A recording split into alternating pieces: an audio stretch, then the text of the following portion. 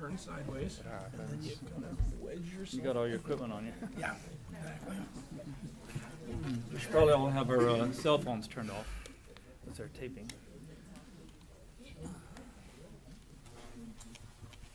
Welcome to the National Law Enforcement Museum and our Witness to History program. We want to thank all of you for being here tonight. We want to thank our panelists. We're really looking forward to a very good discussion about a moment in America's history that is very important for all of us in the civil rights movement, unlike any other. And so we're really, really excited to have this program tonight. So thank you for being here. And I want to take a second to thank Target. Target, a very, very strong supporter of law enforcement in communities all over America, and a very strong supporter of this museum and these important programs that we're doing. So thank you to Mahogany Eller and George Richards. Thank you very much for being here and for helping fund these important programs. Take it away. Well, it's my pleasure and honor to be back with you and back with as we stream as well. We're looking back on 50 years, where we were 50 years ago at the Stonewall Riots and how far we've come, the changes that have been made and the changes still to come too. Before we get started, I'd like to introduce our esteemed panel, if we can, starting with David Carter. He is the author of Stonewall, the Riots That Sparked the Gay Revolution, the basis for American Experience, the film Stonewall Uprising, which won a Peabody Award. Also with us today is Detective Brian Downey, the president of the Gay Officers Action League Goal of New York, which is addressing the needs and issues and concerns of the LGBT community. Also on hand with us today is Lieutenant Brett Parson, district native. How many years on the force? Almost 26. 26 years. And he manages, you should know, the department's lesbian, gay, bisexual, transgender liaison unit here in DC. And Mr. Lushan Truscott. He is a journalist, novelist, screenwriter as well, and he is a columnist for Salon. So thank you all for taking part in this today. I'm looking forward to learning a lot and looking back with you through your eyes and perspectives on where we were 50 years ago. It's kind of hard to believe. David, I'd like to start with you if we can. What was New York like? What was America like for gay, lesbians, transgender citizens before the Stonewall Riots? What was it like for the LGBT community? Well, it's really counterintuitive because there's a common tendency, at least in this country, to assume that the further we go back in history, generally the worse things are going to be. But actually, in the whole history of, in the entirety of U.S. history, the 60s and 50s were probably the very worst time for LGBT people. That's because there had been a period of liberalization in the 1920s. We know that the 1920s was a generally liberal period. But with the Great Depression coming along, that seemed to begin a clampdown on, I'm just going to use the term gay people to be umbrella and sort of use a star term on gay people. And then after the war, we entered the, what could be called the Red Scare.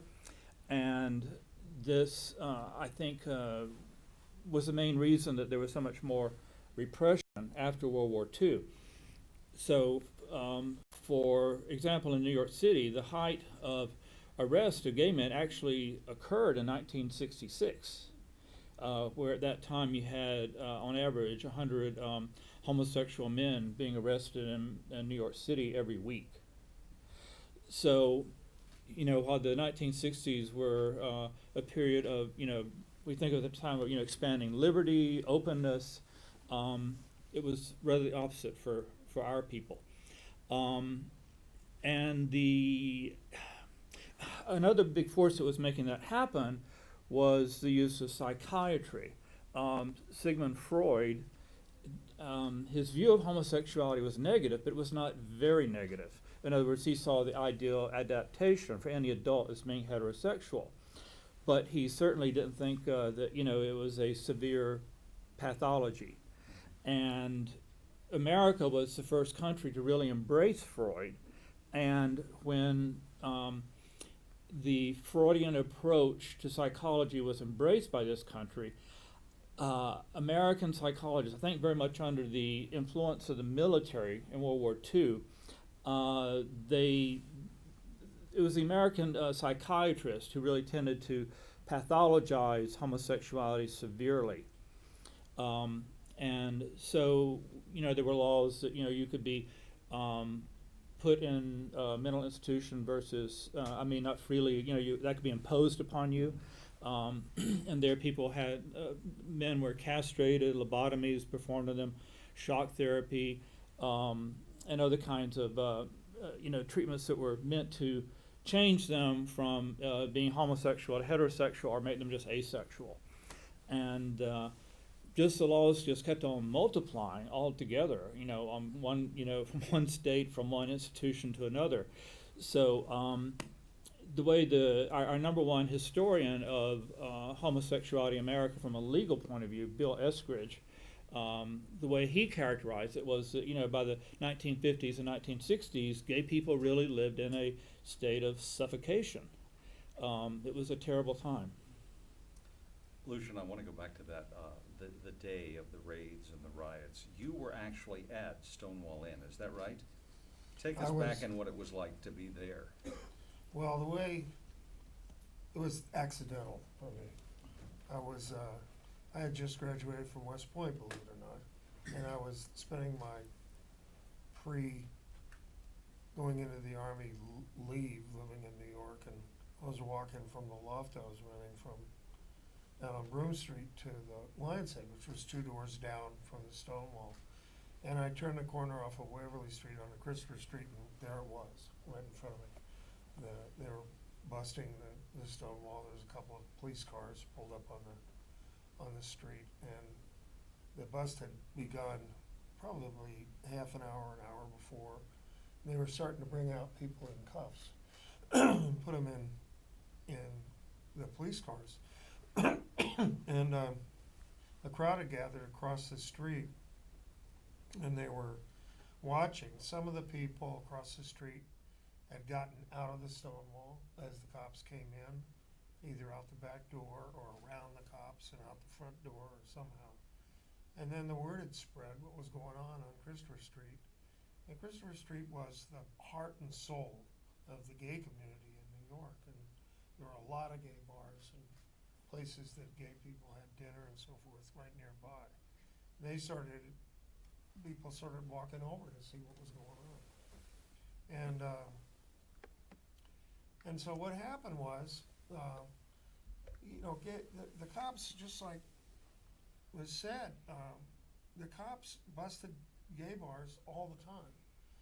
But what typically happened was gay people would come out of the bars with cuffs on and cover their faces and go into the paddy wagons or cars, and they didn't want to be recognized. People had jobs, they worked for banks or advertising firms or whatever, and they thought they'd lose their jobs or they'd be exposed to their wives if they were married or whatever.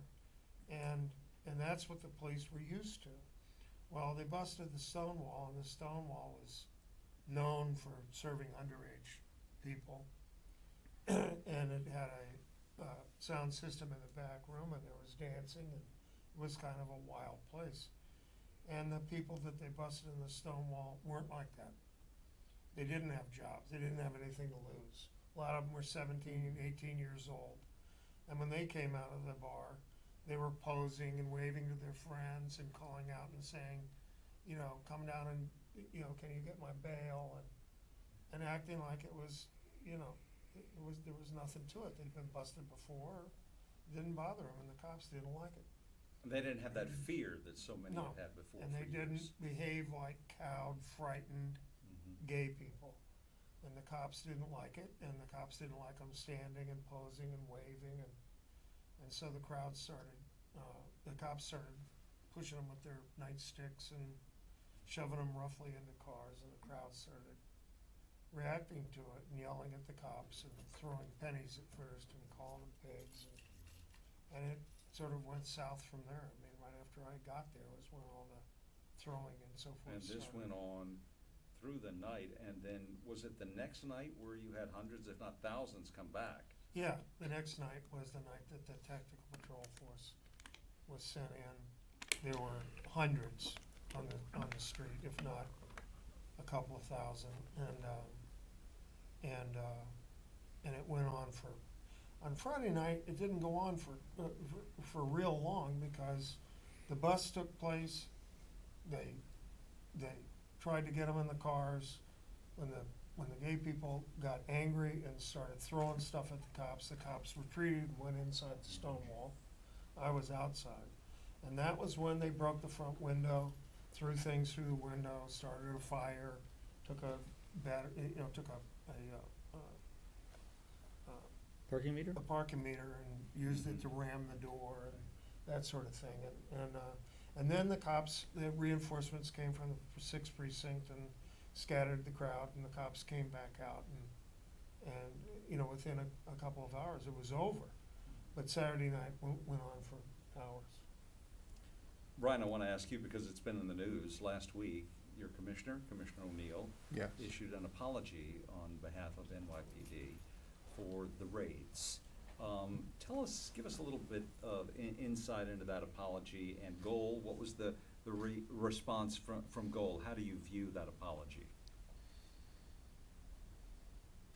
I take the apology kind of for what it is, an apology. I don't read much behind it for a number of different reasons, but mainly because it was a moment that nobody thought would ever happen.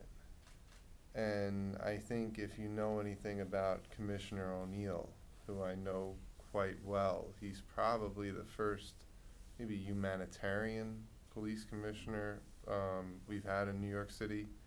He's not this mold of this rock star kind of police commissioner. You know, we had Raymond Kelly twice, once for a couple of years, and then we had him there for 12 years. I mean, that's an eternity for a New York City police commissioner. We had Bratton twice. So these are, big, giant media personalities, media darlings, and Commissioner O'Neill kind of just calls it as he sees it. He was a cop his whole career, and I think he's the only police commissioner in the last 50 years that's capable of bringing himself to apologize or acknowledge our role and our, transgressions or our mess-ups. He also issued an apology to the Prospect Park rape victim a couple months ago, and that also included probably 2 paragraphs in there that were directed towards the LGBTQ community. I'm not here tonight really as his ambassador, but what I will say is that he does lean on my organization heavily for advice. He keeps me on his staff and my role in the police department. He also has the former president of the organization as his LGBT liaison, and he's engaging and he's interested, and he wants to know the way forward. He wants to know, how the community feels. I wish sometimes that our community would be a little more engaging. I think that I won't get into the specifics of the meetings where I'm there as staff and not as the president of Goal, but I think sometimes other communities, it seems, are more willing to go in and kind of speak and speak clearly. They're a little more, organized, or I don't know why. It just seems we can never come to an agreement on anything, and that's troubling sometimes. Let's talk about our community, Greater Washington, if we can for a minute. Brett, I want to ask you, we just came off a parade that NBC was very involved in, and a festival the next day. Hundreds of thousands of people turned out. You're a native Washingtonian. You have seen the demographics certainly change here, and you've seen, I guess, acceptance change certainly over the decades. Talk a little bit about your role and your liaison and what you do. Sure. Well, thanks, Jim. I think the first thing everybody knows probably that's been around for a while is Washington, D.C. is not any different than New York City, other than New York City is massive and has a lot more people. But New York City in June of 1969 was the same as Washington, D.C. as far as values, as far as common practices in law enforcement. We had a morals division back then in the Metropolitan Police Department. We were cracking down on gay bars and gay people and arresting people for the same types of offenses that you talked about. Hundreds of men were being arrested every day back then. And so our hands are not clean here in Washington, D.C. And while it was James O'Neill in New York City that may have apologized, on behalf of NYPD, when he did that, I think he was also apologizing as a leader in law enforcement, because NYPD is a leader around the world, to say on behalf of all law enforcement, that's not the way it should have been handled. That's not the way people should be treated ever, whether it was in a time where that was acceptable or not. And we've come a long way. So here in Washington, D.C., despite whatever the national politics are, it doesn't matter who's in office, we've always been a very liberal and open, welcoming city for people to live and work in. We have had a Human Rights Act here since 1977 that has included sexual orientation, gender identity, gender expression. We have had openly LGBT members of our city council and our ANCs, and we have one of the most progressive groups in our Gay and Lesbian Activists Alliance and other organizations. And going back as far as the 1970s, those groups immediately after Stonewall started to work not just here in Washington, D.C., but nationally to try and change things. And Washington, D.C. became a bit of a laboratory for many of the things that have spread throughout the United States and the world. One of those that we're pretty proud of is the emergence of our Gay and Lesbian Liaison Unit, which was the name of it back then, and then we proudly changed it to become the LGBT Liaison Unit just several years ago to be more inclusive. What we did back then in just 1998, 1999 was we recognized that while geographic policing and community policing works all over the world, and Sir Robert Peel, when he created it back in London, the idea of placing police officers into geographic areas was really a good idea for management and accountability, that sometimes you need to police differently, you need to manage differently, and so that's what we do. We look at communities demographically. We have an LGBT liaison unit. I have Sergeant Nicole Brown, who heads that here. She's with one of our affiliate officers, Carrie Mills here. I have one of our officers who's working in the Jewish community. We're doing faith-based outreach. We're in the Asian community, Latino community, deaf and hard of hearing community. And it's not that we aren't doing the same work as other police officers, but we're focusing our attention on specific communities that have a shared concern, shared traits, whether it be communication, whether it be a history of abuse, like the LGBTQ plus community that has had over the years. And we're trying to work to build relationships. So not if a crisis occurs, but when a crisis occurs, like happened on Saturday at our Pride Parade, right? We have relationships and people know that they can count upon us and they recognize us, and hopefully we're able to gain cooperation and calm people's fears. I want to ask you both, but Brian, let me ask you first. We talk about acceptance of residents and the people that you work with and serve, but what about people on the force who are openly gay now, who couldn't be years ago? How important is that, and how are they, when did it start that they were welcomed and embraced? How long ago has that been? I don't know. I'm waiting for it. I was gonna say, you made a face, right? Well, I don't play the poker face. You know where you stand with me. No, I think that the trajectory of queer people in society and in law enforcement of the criminal justice system is kind of the same. I don't think that at all, under any circumstances, I would ever say that LGBTQ people are at home yet in this nation. And because we have shows on TV with gay characters and things like that, that's not the measure of at home for me. I'd say that, first of all, let's look at goal. I mean, if we have time. So the organization stemmed from Charlie Cochran outed himself in front of the New York City Council in November of 1981. So you had a gay rights bill that was before the City Council. Now your ordinance or your law here in 77, 1977. that included gay people, Sexual orientation, yes. and gender identity and gender expression in 70, or that was amended later. Gender identity, gender expression was added later. Sexual Okay. orientation initially. I got my experts right here, making sure I'm giving it the right information. So How am I you're doing, Craig? so you're ahead of us. Yeah. So in 81, there's this contentious hearing in the City Council chamber, and I think it was the vice president or the president of the PBA that issued this strong-worded editorial in the newspaper that this law could never pass. We would need a carve-out like they have in other institutions. We can't have queer cops. There are no such thing as gay cops, XYZ. So now you have this viral testimony, and so now who's going to testify next but a New York City police sergeant? So the activists and everybody in this council chamber are like irate now. They're booing when he's introduced, and he steps in front of this microphone and he says, not only am I proud to be a New York City police officer, but I'm proud to be a gay man. And from people that I know that were in the council chamber that day, it has never been louder than it was at that moment in 1981.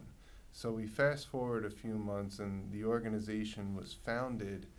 The first meeting took place in the basement of St. Joseph's Church in Greenwich Village. It was a Catholic church that was very friendly to the community. And they met in the basement, and they met under protection of other cops because nobody wanted this meeting to happen. There were bomb threat, I think, was called into Charlie's home, his answering machine. And even going further than that first meeting, there was always a threat to the meetings of goal. These guys met in secrecy very often. So we go now for almost 15 years, I think, or 14 years. The lawsuit was filed by Tommy Jeans, Edgar Rodriguez, and Fran de Benedictis. They were the plaintiffs, and they were represented by two attorneys, one of which was Colleen Meenan, who would be the executive director of Goal. This is 96, and it was settled in 97. So for 15 years, they wanted absolutely nothing to do with us. And since then, every single initiative the New York City Police Department has had for LGBTQ people was either geared by Goal individually or geared by Goal as members of the police department, kind of jointly. So we marched for the first time in uniform in 1997. It took until 2002 for the Gay Officers Action League to be fully accepted into what they refer to, at least in the NYPD. Now, we're a little bit more than an NYPD organization. We represent all full-time criminal justice employees and the interest of the community from inside those institutions. So we're talking about state police agencies, federal, local. But it took the NYPD's Committee of Police Societies until 2002 before the president of Goal was able to sit in on meetings with other presidents of their recognized fraternal, religious, or line organizations. So we're not really talking about ancient history here. The discrimination that we used to see and used to get reported to Goal would be things like your locker would be turned upside down, personal property was destroyed, hate speech was used. Now I see a little bit different discrimination incidents or what gets reported to me. I find that oftentimes our members have less desirable assignments inside of commands, whether it be at the precinct level, the transit level. If you work at a steady sector, a lot of times, if you work a steady sector, you have a partner. So let's say Brett was my partner. I work with Brett every day.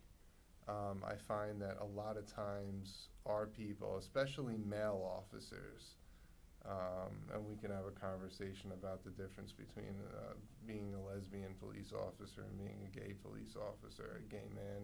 We could talk about that later if you want, but we see that that these guys, they don't have steady partners. They're in what we call response autos, or they're assigned to sit on prisoners or go to the hospital and sit on a prisoner in the hospital as opposed to having a traditional patrol assignment. When there's a detail opened up in the precinct, let's say you're a good cop, you're a hard worker, you come in, you do your job, you have good evaluations, and so if there's a temporary opening that, because somebody's out long-term sick, or that somebody can't, come to work because they're, on some other kind of leave or a vacation or whatever the case may be, and there's something going on that they need somebody for, they'll pull the good queer cop. He's good enough then. But when the position is open in that detail full-time, is that the guy that gets the spot? No. So that's the discrimination that we see today. And mind you, the relationship with the executive staff, executives never been better. Now, I talked about Commissioner O'Neill a few minutes ago. I can't ask for a better law enforcement executive to work for, and the chiefs of counterterrorism, the detective bureau, the chief of department, the chief of patrol, all on board. It's these systems and structures and these human barriers below. So I don't think we're 100% at home on the force. I don't think we're 100% at home in this country. I think we have a lot of work to do in both places. You mentioned Cochran. I'm curious roughly, and I'll ask for Metropolitan Police too. Numbers-wise, how many openly gay officers are on your force and your department too? You just opened up can of worms. Yeah. Can of worms I said number openly two. and I said roughly. Yeah, well, internalized homophobia is still a very real thing for cops, and I think that everybody wants to be part of a team, right? Everybody wants to be part of the winning team, but at what expense do you become part of that team? So the NYPD doesn't even track sexual orientation or anything like that. For the first time ever, at my urgence, at Goal's urgence, they're finally doing focus groups and things like that to kind of gauge the way queer people feel inside of the department. Because I would go to meetings all the time, and they get this data, and it would be like, well, we find that a large number of African American cops leave at 20 years, and they start we start analyzing data, and they say, well, why is that? Maybe they feel that this isn't a home for them, that this isn't, well, we don't even know. Our membership varies as far as from the NYPD. We get maybe a couple, maybe 100 full-time, 150 full-time, non-retired, like active members a year. That's an incredibly low number for a 54,000 person agency. 36,000 sworn and the other civilian. So we think, Goal thinks that it's because, people don't want to make other people uncomfortable. They're willing to, and you give me 5 minutes when any cop, I can pull it out of them. You know what I mean? Any gay cop, It's because he's a detective. He's good at That's that. right. No, it's because they think they're doing something like good for for whatever, for the job, you know, because the conversations, like, you know, you have a conversation in the locker room or, you know, in the break room, whatever the case may be. You know, the experience is kind of like this, you know, we're constantly disclosing our sexual orientation everywhere we go. Whether, you know, you realize it or not, you are. And, you know, if I were to say that I was going to go to the movies this weekend with my boyfriend, let's just say I don't have a boyfriend, but whatever the case may be, but, you know, in there, it's like, it's almost like the air gets sucked out of the room. It's like, okay, we get it, he's gay. You know, and then if you make another reference, it's like, man, why is he always talking about it? Why is he, you know, it's you're just not used to hearing it. That's there's a lot of loaded issues with that. So we have no idea, to be honest with you. That is still taking place. Everybody wants to probably- be part of the big blue family, Right. Jim. Right. Also, And when you look at corporate America versus a police culture, it's very different. And we're talking about New York City. it is. I mean, if you think, you know, law enforcement is a conservative profession. Sure. It is still uber masculine in nature, and it is slow to change. So it is very different than corporate America in many ways. Here in Washington, D.C., you know, maybe 50 people that I could say openly gay, and that's in a Rolodex way back here that would never be written down or never Right. disclosed to Sure. anybody. Because as Brian said, I mean, here I am, I've been front page of Washington Post, documentaries, Right. about as out as they come. There are still situations, even in the job that I'm in, where people don't know that I'm gay. They don't ask.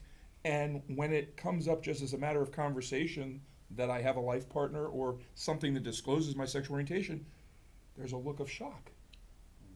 And straight people don't have to deal with that. There is another reason, though, I think Brian didn't touch upon, at least I think in Washington, D.C., whether it exists in New York or other large cities. Here, we also have a phenomena that, for the most part, a lot of gay cops don't feel the need to go to a goal or to a liaison unit for support because it's a really comfortable place to work and live and to be gay. And so for many of them, while they're not out, they are still very comfortable in who they are, and they consider themselves out. So the definition of who is out and what is out is a very, very And in difficult some thing sense, they to. feel protected too. Absolutely. Their job. So there's probably a balance of that going on. A little bit. I mean, the thing that most concerns me that I've been dealing with, I was elected president. I guess I started January in 2016, and what I find now is what concerns me the most is everybody I'm sure here knows that New York is known for affordable real estate, right? So we're big on that. You know, we have a lot of affordable housing.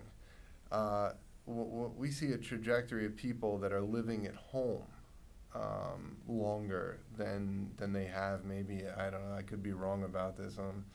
At any point maybe in history in the city, people are at home till they're 35, 36 years old. And what I have a lot of now is I have a lot, especially male cops, that are just being terrorized by their families, by their parents. And it's kind of, we have these counseling sessions almost in my apartment. I know when the phone rings and it's a certain person and it's a holiday, I know they want to know when I'm going to be back from my sister's, or if I'm visiting with my brother, or whatever the case may be. You're going to be around later, I'm going to stop by. And I know that they just have to get out of that toxicity. And this is a job with a lot of responsibility, a lot of power, and a lot of stress. And I really worry about some of these guys. And we had a really good scare last summer. Where somebody posted up something on Facebook and it was off to the races, mobilization, people. We had cops at the parents' house, cops here looking for this cop, and luckily, we were able to find him and get to him and get him the help that he needed. I want it's to a look lot back of stress. again, David and Lucia too, with Stonewall and 50 years ago. David, for your book, you interviewed Deputy Police Inspector with the Morals Division, Seymour Pine. Mhm. Talk a little bit about his perspective when you talk to him about the raids and the riots. Well, that's a big subject because although I covered it in my book, it hasn't. This aspect has really not gotten out into the common history or perception, the common perception of history. Seymour Pine was a police officer who had a strong a reputation for being honest. And I think what was happening is that because of the Knapp Commission and other things happening there in the late 60s, the New York Police Department was under a great deal of scrutiny at that time for corruption and other problems. And I think that is probably why he was moved against his wishes from Brooklyn to Manhattan and in charge of the Morals Police. So I think he's not sure exactly when that transfer took place, probably April, May, anyhow, the spring of that year, 1969. And very soon after that, he was called into a meeting with his superior officer. And I'm going to go a little detail here because, again, it's not part of the common history, or commonly known history. His commanding officer, I think he was a captain, told Seymour Pine that the New York Police Department had gotten an inquiry from Interpol that they had had a lot of bonds surfacing on the streets of Europe. They didn't know if they were real or not. They wanted the NYPD to investigate. The NYPD investigated. They found the bonds were not counterfeit, but they were stolen. And so they investigated further. They found out the bonds had been stolen from Wall Street by a gay man who was under pressure of blackmail, for that reason stole the bonds. Now, one of the main figures at the Stonewall Inn was a career criminal by the name of Ed Murphy, and he was gay, and he had ran a national blackmail ring, was busted in about the mid '60s for blackmailing all these thousands of people, including very prominent people like the head of the AMA, American Medical Association, an admiral in the Navy who was caught up in this, committed suicide. And then he never went to jail. He was held for a while in jail, but then let out. Although he had blackmailed, to the tune of about $2 million, as best we know, which is probably about $20-40 million today.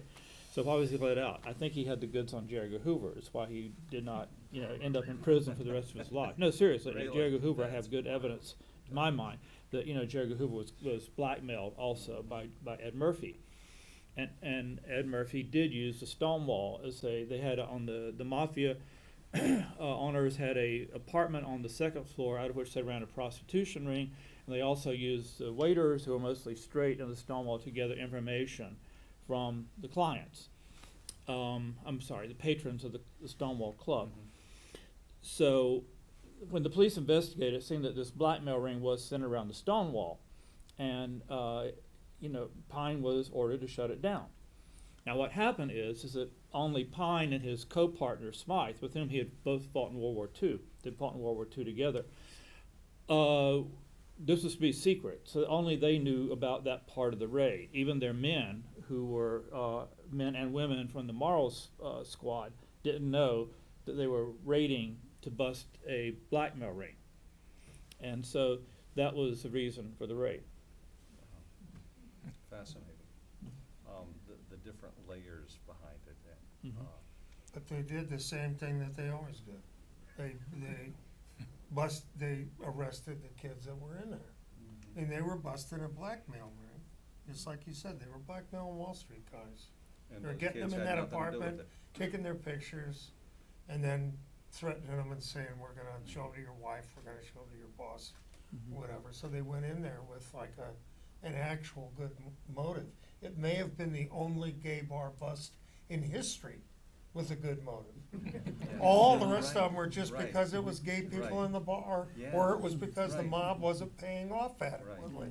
Mhm. One of the things we're not discussing here is all the problems that you got in the police department, and with attitudes about gay people, all the problems you got in New York City or Washington D.C.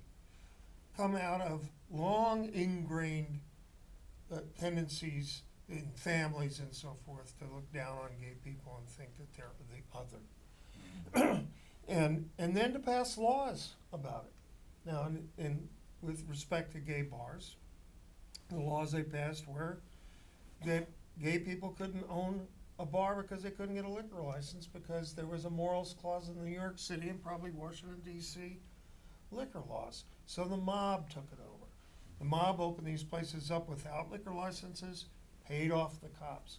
So you've got an underground economy of bars serving gay people. By the way, they're overcharging them. They're gouging them and so forth.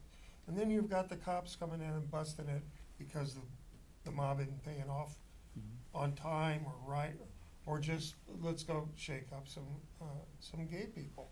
All of that comes out of the laws that were passed by the public, by the voters that voted in, the politicians that passed the laws.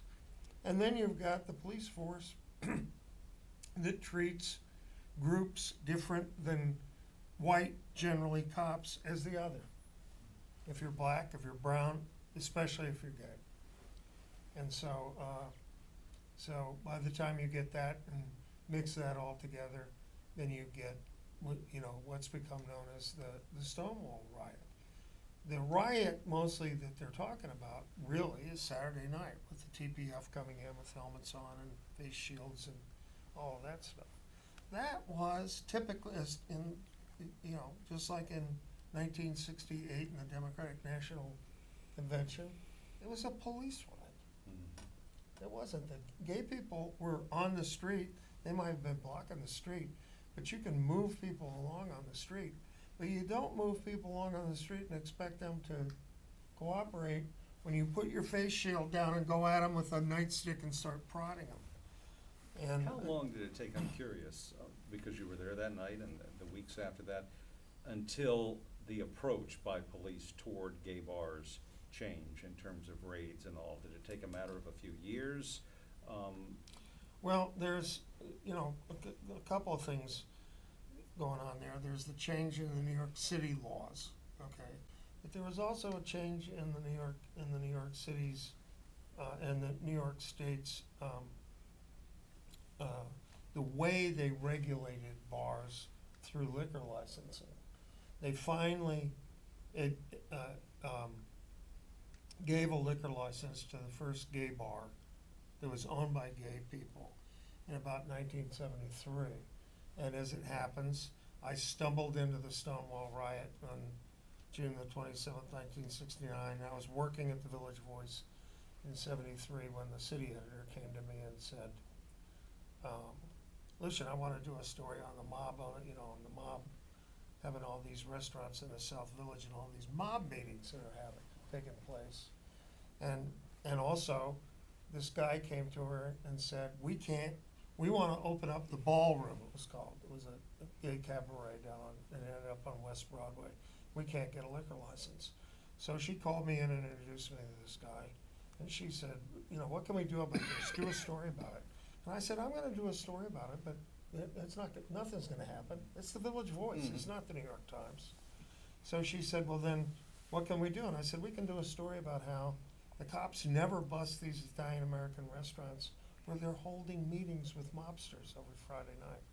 So I went around and wrote down license plate numbers outside of these. I lived down there in the South Village. I went around, I knew where the mob meetings were taking place. I wrote down the license numbers of all these double and triple parked limousines outside that ended up being owned by Carlo Gambino and people like that, Vincent the Chin Giganti and the rest of them. And Mary got a cop that she knew and ran the plates, and we found out who was meeting in all these restaurants. So I sat down and wrote a story and said, the New York City won't issue a liquor license to these 8 or 10 upstanding gay citizens, but they're issuing liquor licenses to these gangsters, Mary took the story and went up to the liquor commissioner, and I named the commissioner of ABC, Alcoholic Beverage Control, in the story and said, and this is the guy that's doing it. She went up there and put it on his desk on a Monday and said, this runs on Wednesday unless you give the ballroom a liquor license. Wow. And if you give them a liquor license, we won't run it.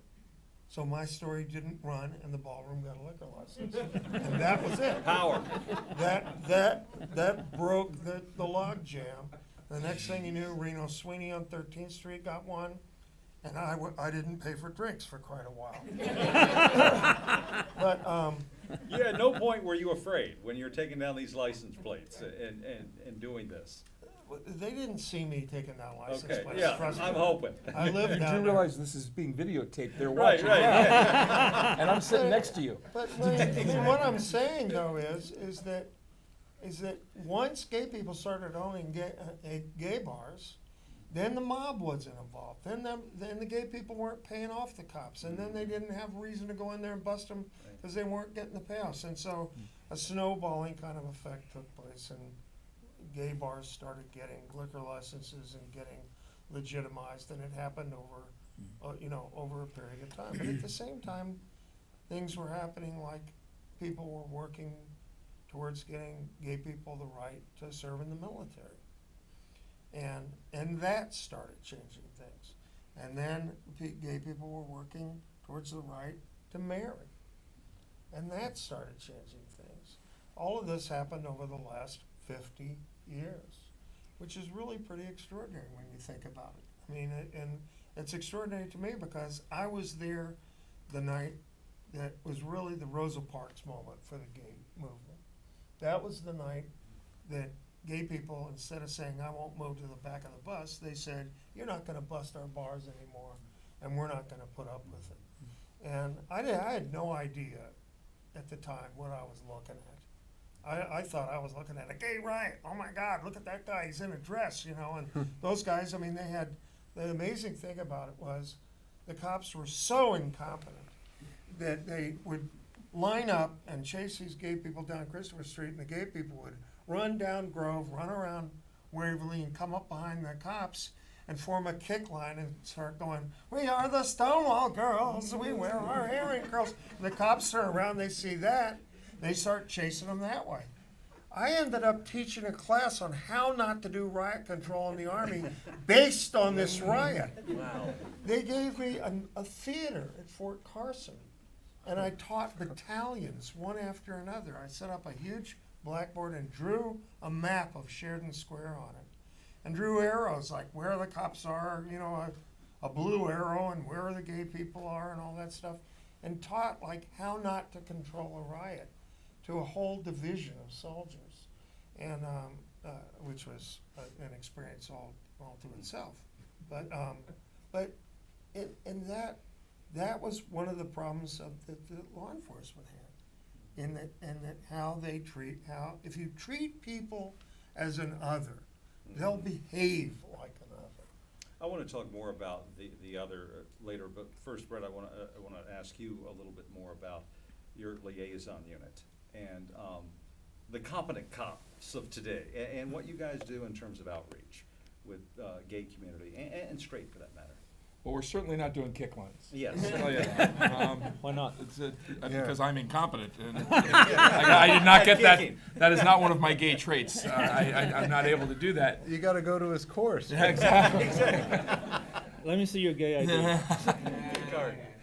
So, what has changed now, Jim, is that we have an understanding, first of all, that this community exists. That was step one. Step one, and this unfortunately still exists in some parts of the country. If I go to a law enforcement executive, a chief of police, or a lieutenant, or even street officers, and I say, who are your LGBT community leaders? We don't have that here. Well, if you've got a community where you don't even think you have LGBT people, do you really think they're treating them with dignity and respect and professionalism? That's not happening. So step one was to have our leaders, not just our community leaders, but our law enforcement leaders, acknowledge this community exists, that they have rights, and that they have the right to speak up when they are not treated properly. So that was step one. Step two was then changing culture within the police department. And Brian has spoken about how slow that is. We still have homophobes in law enforcement. We still have racists in law enforcement. We still have misogynists in law enforcement. I don't know that we'll ever get rid of that as long as human beings are allowed to be police officers. But what we're doing more and more of is we're exposing police officers to any one of a number of cultures. The LGBTQ plus culture is one of many, but who are they? How do they engage in our lives? What is a respectful way to address someone? What are the laws with regard to the activities they engage in? What are their rights? And making sure that police officers understand that no different than any other community, if you violate what we train you, if you don't do what we train you to do, then we are not going to protect you. We are not, there's not a thin blue line when it comes to that type of misconduct and disrespect and treating people in unconstitutional ways. And then lastly, we're pretty proud that we think we go above and beyond here in Washington, D.C. We are actually using police officers who are members of the community and allies to engage where the community feels safe. And that's a little bit different than basic community policing. Basic community policing, you throw up a tent, you invite everybody for hamburgers and hot dogs, maybe you go to a parade and you sing Kumbaya together. We're going into those tough places where the community is safe, they know this is their space, and we're saying, we are here with you, we are here to listen to you, and then eventually it becomes, instead of, oh my gosh, the cops are here, what's wrong? It's, oh, the cops are here. That's Brett, that's Nicole, that's Jim. When you've changed that dynamic and people actually welcome you as police officers into their community or acknowledge that you are members of the community, that's when you can do a better job, because it's all about preparing for that crisis and that trauma in the community so that you gain cooperation and things go more smoothly when that crisis occurs. Brian, do you see that too? And how long does it take to build that kind of rapport or trust, if you will, within certain communities? It takes a long time. I mean, everything that he just said is true. I don't want to repeat any of that, but yeah, there is some kind of, I don't know what it is, but there's this thing where people are just afraid to engage or with when I say our community, I mean I'm an openly queer man, and whenever you hear me say our community, I'm not talking about the police. I just want everybody to be clear on that. With our community, they really just never knew, and my first real, I guess, aw shucks moment as part of the police department occurred on the morning of the Pulse nightclub shooting, because I had just come from the detective bureau where I was a bias crimes investigator, and this is when Commissioner O'Neill was the chief of department, and I was just maybe a month into his office. He had pulled me out of the detective bureau and to work for him. And a lot of things went through my mind when the call started coming very early and people telling me to turn on the TV. The first thing that came through my mind is, oh my God, we're going to respond to this. I didn't mean to Orlando, Florida. This type of city that New York City is that we respond to every incident locally. It doesn't matter if it happens somewhere else in the country. It doesn't matter if it happens somewhere else in the world.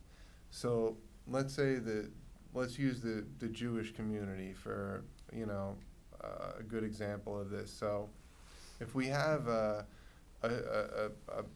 mass casualty incident or a terrorist attack at a synagogue in Brussels, or like we had in Pittsburgh in Halloween. It was Halloween, right? It was a couple days before, a couple days after. It was right around Halloween. Yeah, October. The Jewish community knows that we're coming. They know that there's going to be a marked police car outside of the synagogue. They know that they can expect to see high visibility patrols with like what we call like a Hercules team, which is a squad of emergency services officers with heavy weaponry and a canine officer, highway and intel. We can move these people around as we need to over the course of the day based upon intelligence. So the Jewish community knows and they appreciate it, and I was having a heart attack because I was like, oh my God, we're coming and this community has never seen this. So I called my lieutenant, and we had the same morning we had, the Puerto Rican Day Parade was going on, which is a massive police detail in New York City, and I was going to go and assist with that in my role at the chief's office. And I called the lieutenant, and I said, he just said, just go do whatever you need to do. Just sign in, get the car, and get the hell out there. And, my first stop was at the LGBTQ Community Center on 13th Street in Manhattan. And I just walked up to the desk. I mean, I'm dressed like this, I have a tie on when I'm at work. I went a little casual today for y'all. But I walked in and I just said, I'm a detective with the police department. We need to speak to whoever's in charge. I know it's a Sunday morning, but can you get somebody on the phone for me? And 5 minutes later, in a back room, we were on a conference call with the chief operating officer of the center. It was Rob Wheeler. And I had never met him before. I never did any kind of outreach before. I was just running Goal, which is like an independent organization. We're our own 501c3. We're a watchdog group. We're not, but now I'm in this role. I got to do work for the chief and do work for the department. And, I told this guy, I said, first of all, let me ask you if you want the security. And if you tell me no, the other part of that is it's going to come anyway.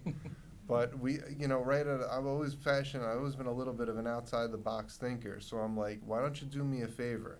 Why don't you put an email out to everybody on your subscriber list saying that the police department is going to be outside for a few weeks until we know what's going on.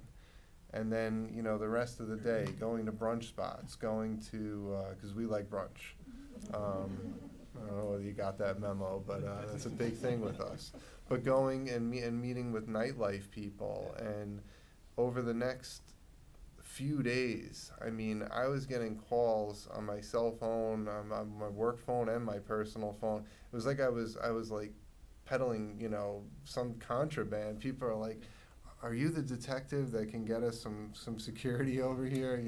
I got your number from someone, and they said that you helped them get, because people wanted the protection. They felt better, and it was even, at the kind of the discomfort of some of their clients and some of these service providers. But that's where a real partnership has to exist, where there has to be trust. Like Brett says, you can't just show up and give out key rings at a pride march and expect that everybody's going to love the police. Right.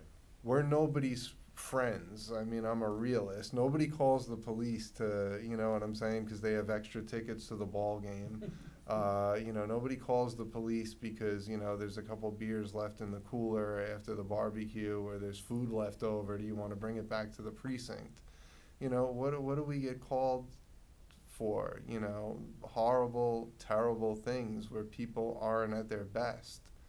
And maybe to a large extent our history hasn't been the best at responding to some of these incidents and situations, and I think to an extent that still goes on. But I do think that in the last 5 years, I think I finally see law enforcement, at least the executives I work with, they want to get out, ahead of things. They want the input. They don't want to, we're the police and we know what we're doing. That if that's your mindset, good luck. You're not going to have a very long tenure as a law enforcement executive these days.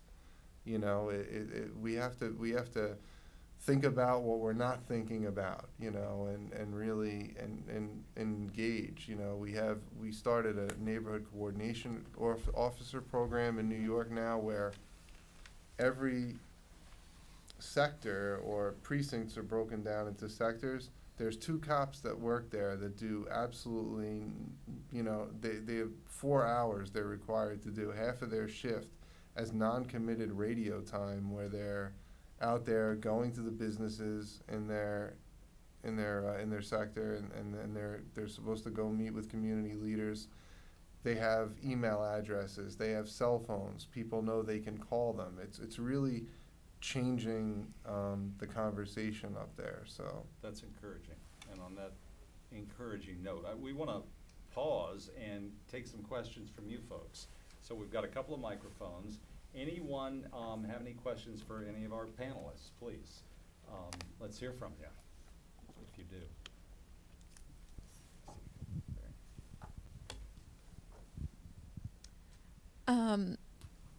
Can you hear me? Oh, okay. I was just wondering, the detective, you referenced that there were some different experiences being a gay male officer versus a lesbian officer. Could you speak to some of those differences as you and your members sort of report them to you?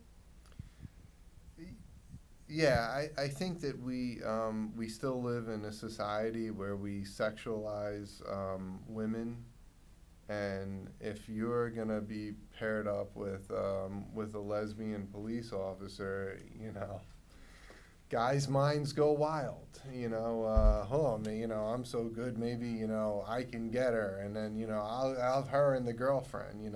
It's like this mindset, but we still perceive gay men as weak, as effeminate, as not being able to handle themselves. There's people that'll test you, and you're Carl Locke, Carl was a detective in the police impersonation investigation unit. That's a pretty serious unit because first of all, the cases are automatically felonies. When you impersonate a police officer to commit a crime. And the first question he got when he got to the office was, do you know how to fight? I don't think we ask those questions of our lesbian officers. I think we as a society, we still sexualize women, and that's a fantasy, and that's allowed to perpetuate itself, if that clears that up. I think the misogyny exists within law enforcement still, but openly lesbian women, I think, are more valued than openly gay men still generally in this profession, because openly gay men are viewed as effeminate and weak. Do you think that's because lesbian women are sometimes stereotyped as having masculine traits? It's 100% stereotypes. We have our lipstick lesbians and we have our butch lesbians, and you cannot judge their ability of policing based upon the way they look. Training people and teaching people how to break through those stereotypes is the hard part. Thank you. There's another question there. So you spoke a little bit about your story, presenting your story about these mob persuasions as a way of persuading gay people to allow to own clubs. How do you feel that the public's desire for these stories in the media has changed, or the media's desires for presenting these stories has changed over the years? That's a good question. Oh, it's changed. I mean, the story about Stonewall was in the Village Voice. There was a story in the New York Post like that, and the Daily News like that, and on Monday in the New York Times about like that. And the Village Voice covered Stonewall. So now, I mean, there was a story this big about the police commissioner in the New York Times about the police commissioner apologizing about Stonewall. And there's been big stories about the Stonewall anniversary, the 50th anniversary that's coming up, and all the gay pride parades and that sort of thing. But then there's been millions of stories about gays in the military, and millions of stories about gays being allowed to be married. I mean, it's gay people to a large extent have way entered the mainstream compared to where they were in 1969.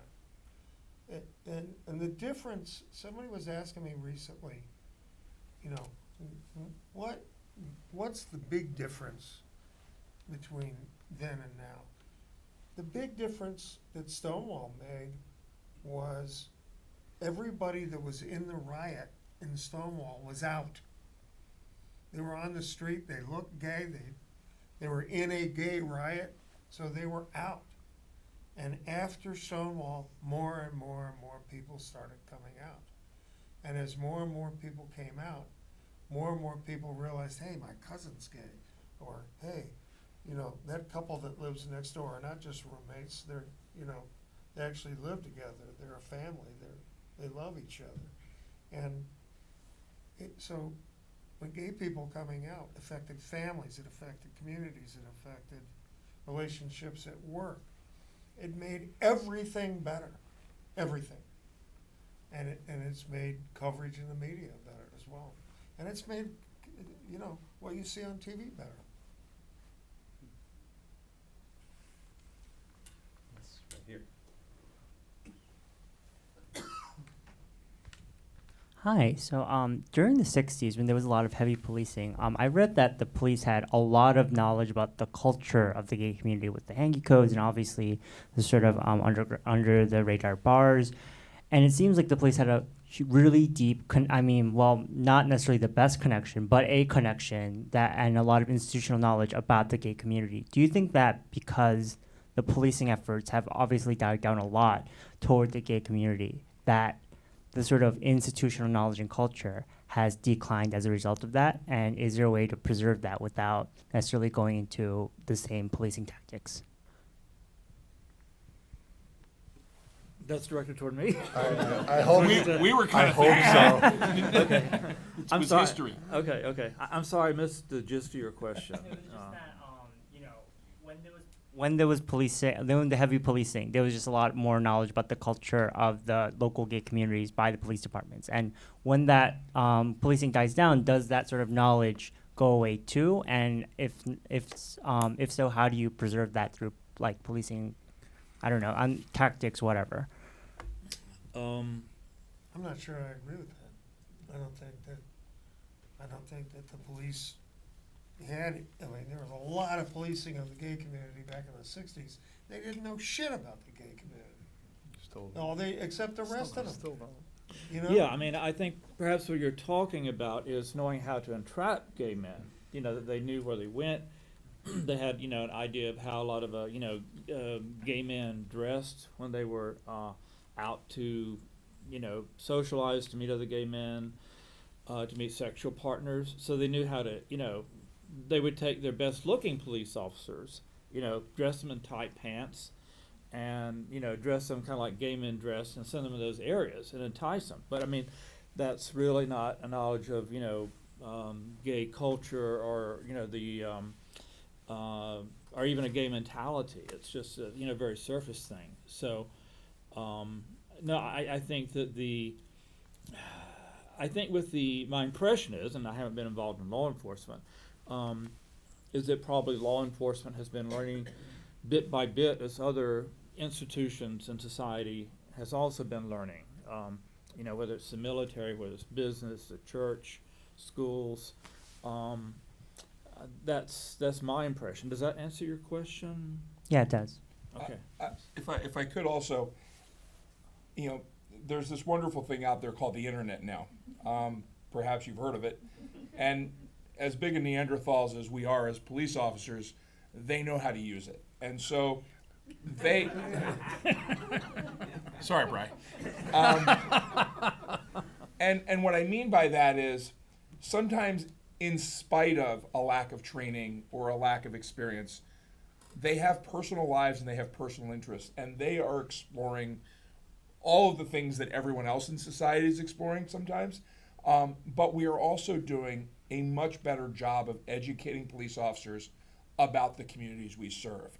And I think that has gotten better because of exactly what Lucian talked about. You know, events like Stonewall wake people. They cause people to move in a better direction and progress to be made. So I don't know that some of my cops, I travel all over the world training cops about LGBT issues, and I'm always surprised that there's somebody that doesn't know, you know, the difference between bisexuality and a transgender individual, or they don't even know what the term, you know, intersexuality is. Some of you are going, I don't know either. But we're trying to train more and more cops, but they're just like everybody else. I mean, we're talking to someone representing New York City and someone representing Washington, D.C. You say you travel the country. I'm curious about what the LGBT communities in small town Alabama or other parts of the country, how they are treated by police. Are they even on police radar? You talk about years ago entrapment. Does that kind of thing still happen in other parts of the country that isn't allowed to happen in New York or DC? Let me tell a quick story and then I'll let you address it. Go crazy. So man. it must have been about 14 years ago. Told you how long ago it was. My pager went off. I had a pager back then, and it was an area code from North Carolina, and I called it back. And it was a deputy. I swear to God, his name was Bubba something, from North Carolina. He was a deputy sheriff, and he was investigating one of those he/she murders that they had in a rather large metropolitan area in North Carolina. And he had learned about my work from the newspaper, and his lieutenant said, you need to call this guy because you're not making any progress on this he/she murder. So the first thing I did was, are you talking about a transgender individual? He didn't know what that meant, but we figured out he was talking about a transgender female who was murdered. And I asked him, I said, so tell me something, where did this occur? He told me, and I said, is that anywhere near your transgender stroll? And there was just sort of, I could hear the ocean. That was about it, and the phone. And he paused, and he said, what is that, sir? I said, where does your transgender prostitution happen? He says, oh, sir, we don't have that here. Not in our town. So I went online, and I quickly Googled that area, looking for transgender prostitutes in that city. Didn't take me but a few moments. And I said, and I'll only make up the street in case anybody's from this town, how about Telegraph Road? Do you know where that is? And there was a pause, and he said, sir, that's where the police station is. I said, well, good, you don't have far to go. And I said, what I want you to do is on the day of the week that the murder happened, if it was a Monday, Tuesday, Wednesday, go out that night about the same time, and all those people wandering around that you see there, start talking to them about this murder. 3 days later, he called me, and he said he closed the case. Just because he became aware that a community existed and how was the best way to engage them. That's where we are. In some parts of the country, they don't even acknowledge that gay people exist. They couldn't tell you that they have an LGBT community center in their city, county, or state, much less that their police department knows of. Ryan? Yeah, I just think we talk about training. Training is far-reaching for goal because one of the things I've been reading over recently. This is the settlement from when the Gay Officers Action League sued the New York City Police Department in 1996, and one of the things that came out of this settlement was. Goal was given the ability to train police officers in LGBTQ sensitivity and awareness. Now that's looked like a lot of different things over the years, but I mentioned Carl Locke before because Carl is a gift to my agency. Before Carl became a cop at 30-something years old, before that he was an accomplished social worker. He was the director of client services of the New York City Anti-Violence Project. He worked at the David Geffen AIDS program at Gay Men's Health Crisis. He was with ACT UP on the Brooklyn Bridge. So, he brings all this real-world activist experience and education to PD. So when he got involved with Goal, he kind of redid the curriculum to what it is today, and it's very impressive. And we don't go in to do a training with cops and go over. We don't spend a lot of time on the definitions. We give them to you. We don't spend a lot of time on the history. We do really two things. I think that we want people to take away from it. One is we give them a little bit of our personal coming out stories because we're cops training cops, and they can see that all these issues have affected the people that are standing in front of them, giving them a block of instruction. So we have somebody like Anna Arboleta, who was thrown out of her house in high school for being a lesbian. who put herself through high school, whose mother wouldn't give her financial aid paperwork for college. She put herself through college. She took the police test. She was a police cadet, the promotional exam. She's now a New York City police sergeant. So these, you give a cop a story kind of about you that, hey, listen, like, I went through all this shit, so this is very real. We have cops that were involved in House and Ball, that came up through House and Ball, if you can believe. That's amazing in and of itself. But the other part of what we do is we really were doing implicit bias training before that was really even a thing. We want people, we want the recruits especially, to understand where your ideas come from, where you've been bombarded with messages since you were a child. Society tells you, what's preferred. And fair and impartial policing when we talk about implicit bias. So we put the police recruits in scenarios, say everybody in here is gonna police fairly and impartially, right? And all the hands go up, big smiling, grinning faces. Yep, we're gonna be the fair and impartial police. So we graduate them now. So we take an officer and we tell him, tonight you have this post. Your sergeant told you that there's been a high propensity of robberies in this area. We want to keep people moving. It's inside of a club district. We don't want cars stopping. There's no standing signs everywhere, so there's no reason for a car to be stopping or parking there anyway. Keep the area clear. Okay.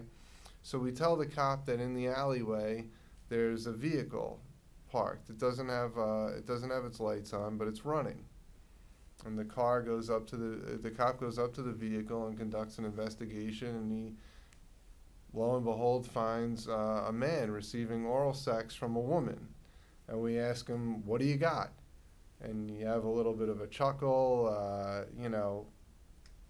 the cops engage a little bit, and what you actually have is a penal law misdemeanor in the state of New York. You have a must arrest, a misdemeanor situation, but you kind of ask them what are they really going to do, and you have some of them raise their hand and they say, I'm going to issue a summons, or I'm going to lock them up, or I'm going to let them go, and we play with this a little bit, You even get some of them that are honest. Like, I tell them, I know what you're going to do. You're going to text the cop on the adjoining post, and you're going to tell him, you're never going to believe what's going on over here right now.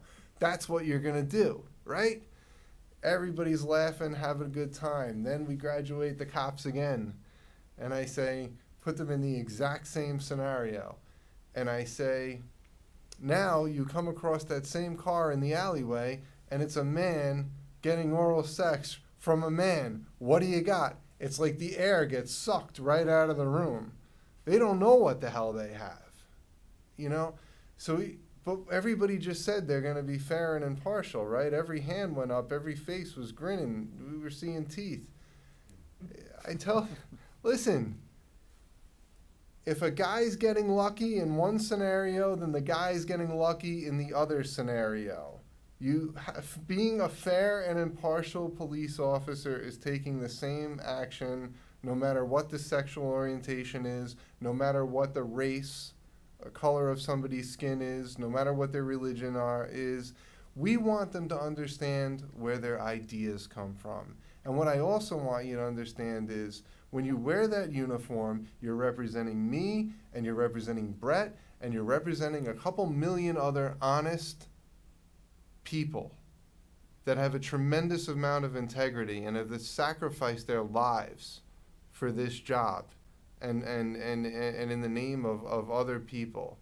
So whatever conversations you may have at your dinner table, or whatever joke you may tell after church with your friends at the bar or wherever the hell it is you go, when you put on that uniform and you put that shield on your chest, you better treat everybody the same, because you have to be the police for everybody, not just the people that look like you, not just the people that come from your ethnic or religious background or whatever the case may be. You have to be the police for everybody, and you have to do it fairly and impartially. And that's what the Gay Officers Action League stands for. Thank you for your powerful perspective, all of you gentlemen, and the insights that you shared with us today. We can't thank you enough for taking us back and telling us how much progress we've made over the decades. It's been fascinating to hear your stories and what's being done on the front lines, if you will. Anybody else have a question before we wrap up? Go ahead, sir. Hopefully it's for Brett. Sergeant Brett, could you tell us a little bit about how the GLLU got started in Washington, and have other cities around the country, have they followed the lead of doing that? And one thing is training, but have they done the same kind of institutionalization that we have in DC? Sure. Thanks for the question, Craig. So here in Washington, D.C., we didn't have the same struggle that New York had, in that it didn't take lawsuits and really forcefully, pushing our way into this. Our community worked with our police department and our leadership to support the idea that the LGBT community, back then it was called the Gay and Lesbian Liaison Unit, deserved to have officers that were familiar enough with the community and were able to engage community members in a safe space and in a safe way, that the chief of police back then, it was Charles Ramsey in 1999, said yes. It started in one of our small police districts, which was kind of in the neighborhood back then.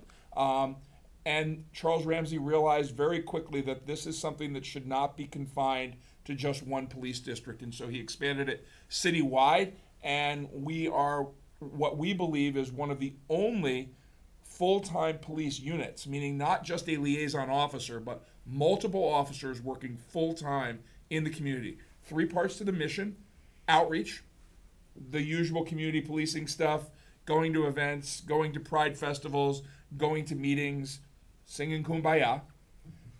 Training and education, that important thing that Brian mentioned, not just training and educating police officers, because that's really important. We've got to get them to understand that there are certain tools they need to engage community members. But another part of our training and education is going the opposite direction, training you as community members about what you should expect from us, about what our jobs are, what your rights are, what the laws are.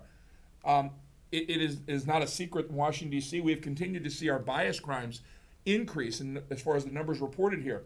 One of the reasons why we actually celebrate the fact that our bias crime numbers continue to go up is we believe we're educating our citizens better and better every year and building stronger relationships, that bias crimes that were committed in the past are now being reported to us. So that's part of the training and education. And then the third part of the mission, and the part that I'm biased about that I think is the most important, is unlike most community policing, we are actually doing police work. The officers that I work with and the officials I work with are not only going to be at those events or be at classes, but when that pride parade was interrupted by what appeared to be an active shooter, but thank God wasn't, it was these officers in those liaison units who were amongst the very first running through the crowd the opposite direction towards it.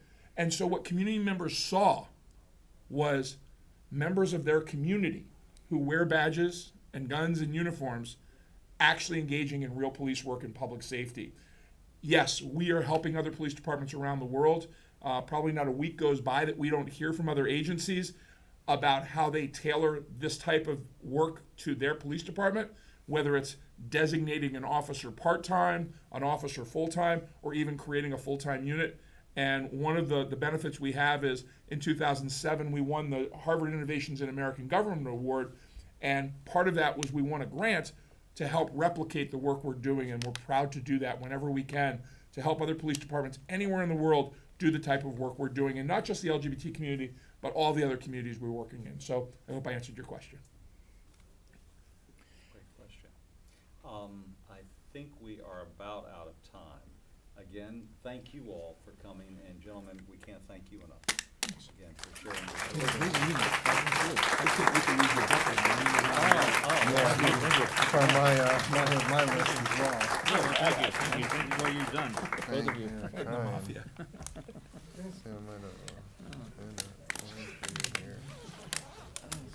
Would you like to get together afterwards for a drink or something? Yeah, sure.